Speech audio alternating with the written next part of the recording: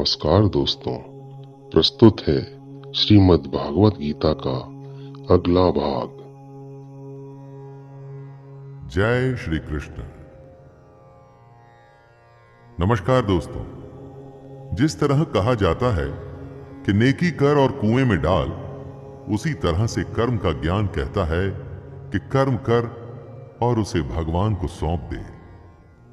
गीता के चौथे अध्याय में कृष्ण ज्ञान, कर्म और संन्यास योग के बारे में बताएंगे। आइए सुनते हैं भगवत गीता का अध्याय 4, जिसे ज्ञान कर्म संन्यास योग के रूप में जाना जाता है।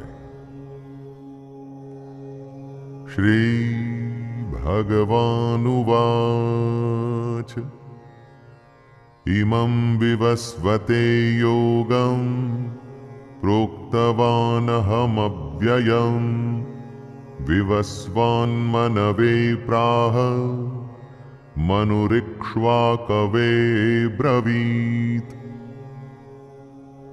श्री भगवान बोले, मैंने इस कभी खत्म न होने वाले योग को सूर्य से कहा था। सूर्य ने ये जानकारी अपने पुत्र वैवस्वत मनु को दी और मनु ने अपने पुत्र राजा इक्ष्वाकु से कहा। श्री कृष्ण कौन थे दोस्तों? कृष्ण एक योगी थे। सृष्टि के आदि और अंत, बिगिनिंग और एंड, सब कुछ वो जानते थे। वो हर समय मौजूद थे और वो हमेशा ही मौजूद भी रहेंगे। योग अर्थात ज्ञान योग और कर्म योग, जिसका कभी नाश नहीं हो सकता। आखिर कहां से आया इस योग का ज्ञान? भगवान श्री कृष्ण उसी की जानकारी दे रहे हैं।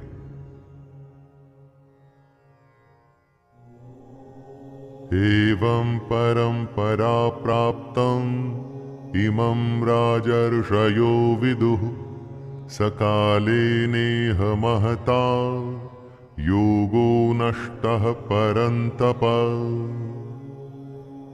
हे परंतप अर्जुन, परंपरा चलती रही और कई राजर्षियों को इसकी जानकारी हो गई, लेकिन उसके बाद वह योग बहुत काल से इस पृथ्वी लोक में गायब हो गया। ज्ञान कहीं न कहीं से आता है और उसके बाद वो धीरे धीरे फैलना शुरू होता है। ये ज्ञान कृष्ण से सूर्य और इस तरह से गीता के माध्यम से हम लोगों तक आया। सैकड़ों हजारों सालों का सिलसिला है ये तो, लेकिन बीच में ऐसा भी समय था जब ये ज्ञान योग पृथ्वी पर से गायब हो गया था। ज्ञान बढ़ाने से बढ़ता है और घटाने से खत्म होने लगता है। इसीलिए हम इस योग को, गीता के सार को, कृष्ण की बातों को आप तक ला रहे हैं। एवायं मया तेऽद्य योगः प्रोक्तः पुरातनः भक्तोऽसि मे सखा चेति रहस्यं ह्येतदुत्तमम्। खजाने को खुले में नहीं रखा जाता, उसी तरह से रहस्य भी खुल के सामने नहीं आता, धीरे धीरे आता है। कृष्ण अर्जुन से कहते हैं, तू मेरा भक्त और प्रिय सखा है, इसलिए वही ये पुरातन योग आज मैंने तुझसे कहा है, क्योंकि ये बड़ा ही उत्तम रहस्य है, अर्थात गुप्त रखने योग्य विषय है। अर्जुन कृष्ण का भक्त भी है और मित्र भी, इसीलिए कृष्ण उसे ये सदियों पुराना योग बता रहे हैं, सिखा रहे हैं और ये भी कह रहे हैं कि वैसे तो ये गुप्त रखने की बात है, लेकिन वो अपना सब कुछ अर्जुन को बता रहे हैं। यहां पर गुप्त रखने से मतलब है कि इतने बड़े ज्ञान का सम्मान हो, इसे सामान्य विद्या न समझा जाए। अर्जुन उवाच अपरं भवतो जन्म परं जन्म विवस्वतः कथमेतद्विजानीयाम् त्वमादौ प्रोक्तवानिति। अर्जुन एकदम हमारे जैसा ही मानव है, ह्यूमन। हमारे जैसे ही सवाल उसके मन में भी आते हैं। किसी भी बात को जादू की तरह मान लें कि सूर्य का जन्म तो असंख्य सालों पहले हुआ और कृष्ण यहां सामने खड़े हैं, तो कब ये योग सूर्य को बताया गया और कैसे? यही सवाल वो कृष्ण से कर रहे हैं। आपका जन्म तो अर्वाचीन अभी हाल का है और सूर्य का जन्म बहुत पुराना अर्थात कल्प के आदि में ही हो चुका था। तब मैं इस बात को कैसे समझूं कि आप ही ने कल्प के आदि में सूर्य से योग कहा था? यहां पर अर्जुन कृष्ण पर शक नहीं कर रहा, वो समझना चाहता है कि जो भी हुआ वो कैसे हुआ।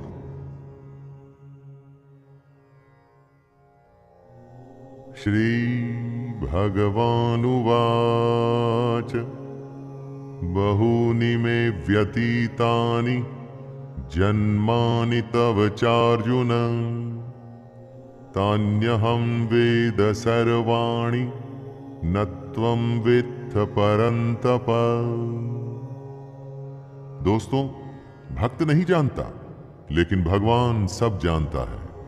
साधक मतलब कि साधना करने वाला ये नहीं जानता, लेकिन महापुरुष सब कुछ जानता है।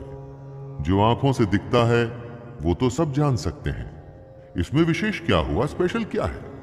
जो अव्यक्त है यानी अनएक्सप्लेन्ड है उसे सिर्फ ज्ञानी और महापुरुष ही जानते हैं। श्री भगवान बोले, हे परंतप अर्जुन, मेरे और तेरे बहुत से जन्म हो चुके हैं, उन सबको तू नहीं जानता किंतु मैं जानता हूं। यही कृष्ण कह रहे हैं कि अर्जुन उनको साधारण जन्म लेने वाला, हमारे जैसे शरीर वाला न समझे। दोस्तों, ये बात हमारे लिए भी आवश्यक है कि कृष्ण को हम कैसे और क्या समझें।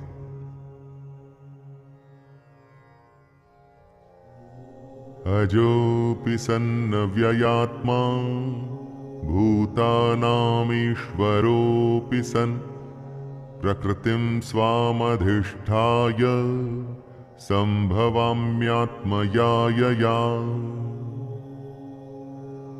कृष्ण अपने रूप, अपने अस्तित्व को समझाते हुए कह रहे हैं, मैं अजन्मा हूं, यानी मेरा कभी जन्म नहीं हुआ। मैं अविनाशी हूं, अर्थात मेरा कभी नाश नहीं हो सकता। मैं समस्त प्राणियों का ईश्वर होते हुए भी अपनी प्रकृति को अधीन करके अपनी योग माया से प्रकट होता हूं। जिसका जन्म होता है उसकी मृत्यु निश्चित है। तो जिसे अर्जुन देख रहा था वो क्या था? क्योंकि वो तो कभी जन्मे ही नहीं। तो कृष्ण की एग्जिस्टेंस क्या थी? वो थी कृष्ण की योग माया। अपनी माया से कृष्ण ने खुद को ही प्रकट किया था। मनुष्यों में वो मनुष्यों जैसे आए थे ताकि हम सब के बीच हमारे जैसे जीवन जी सके। यदा यदा हि धर्मस्य ग्लानिर्भवति भारत अभ्युत्थानमधर्मस्य तदात्मानं सृजाम्यहम्। हे भारत, जब जब धर्म की हानि होती है, अधर्म बढ़ जाता है, तब तब ही मैं अपने रूप को रचता हूं और इस दुनिया के सामने प्रकट होता हूं। हर काल में धर्म का नाश होता है, यानी कि अधर्म, करप्शन, पाप बढ़ने लगता है। तब किसी न किसी की जरूरत पड़ती है दोस्तों, जो आए और सब कुछ ठीक करे। जब जब धर्म खतरे में आता है तब तब कृष्ण अपना एक रूप रचते हैं और हमारे बीच में प्रस्तुत होते हैं, प्रकट होते हैं। और इसी प्रकट होने को ही अवतार कहते हैं। हर युग में आपको एक अवतार की कहानी मिलेगी जो धर्म की स्थापना के लिए धरती पर जन्म लेता है।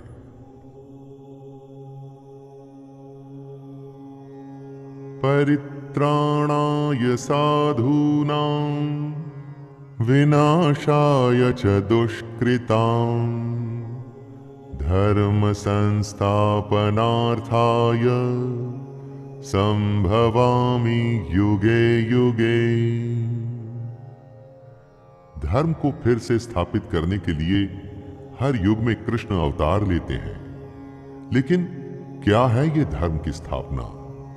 कृष्ण कहते हैं, साधु पुरुषों का उद्धार करने के लिए, पाप कर्म करने वालों का विनाश करने के लिए और धर्म की अच्छी तरह से स्थापना करने के लिए मैं युग युग में प्रकट हुआ करता हूं। साधु का उद्धार यानी भला और पापियों को खत्म करना ही धर्म की रक्षा करना है। आपको लगता होगा दोस्तों कि आज की इस दुनिया में बिना बेईमानी के जीना संभव ही नहीं, क्योंकि हर कोई तो पाप करने पर उतारू है।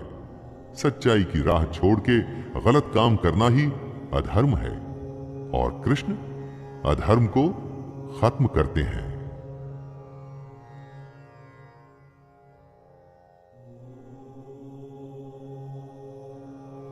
जन्म कर्म च मे दिव्यम् एवं यो वेत्ति तत्त्वतः त्यक्त्वा देहं पुनर्जन्म नैति मामेति सोऽर्जुन।